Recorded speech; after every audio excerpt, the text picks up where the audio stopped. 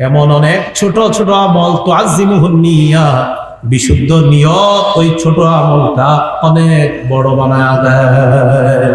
বিশুদ্ধ নিয়ত ছোট আমলটাকে বড় বানায়।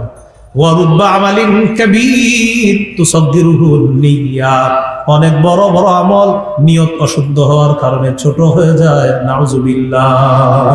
1 টাকা ইখলাস ওয়ালা, 1 কোটি ইখলাস ছাড়া ওই 1 টাকা ইখলাস ওয়ালা আল্লাহর কাছে বেশি দামি।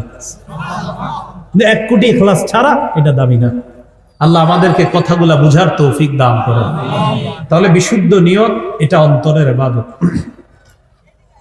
অন্তরের আরেকটা ইবাদত ফিকির করা। বলেন সুন্দর চিন্তা ভাবনা করা। একটু বলেন তো।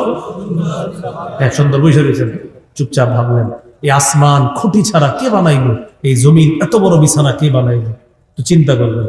সূরা আলী ইমরানের 191 নম্বর আয়াতে জ্ঞানীদের পরিচয় আল্লাহ তুলে ধরেছেন এইভাবে, আল্লাযীনা ইয়াযকুরুনাল্লাহা কিয়ামান ওয়া কুউদান ওয়া আলা জুনুবিহিম।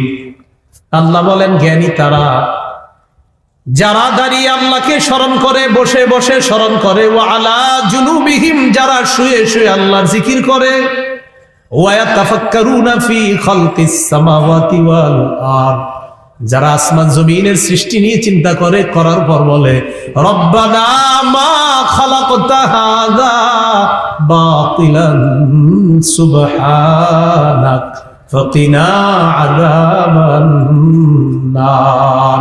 আসমান জমিনের সৃষ্টি নিয়ে চিন্তা করে বলে, ও আমাদের রব, আমরা আপনার পুত পবিত্রতা বর্ণনা করছি, এই আসমান আর জমিন আপনি অনর্থক সৃষ্টি করেন নাই, আমরা আপনার পুত পবিত্রতা বর্ণনা করছি, আমাদেরকে জাহান্নামের আগুন থেকে, আগুনের আযাব থেকে আমাদেরকে আপনি রক্ষা করুন। তাহলে ফিকির করা অন্তরের ইবাদত। বৈশা রয়েছেন একা একা, ভালো ফিকির চিন্তা ভাবনা করা এটা আত্মিক ইবাদত।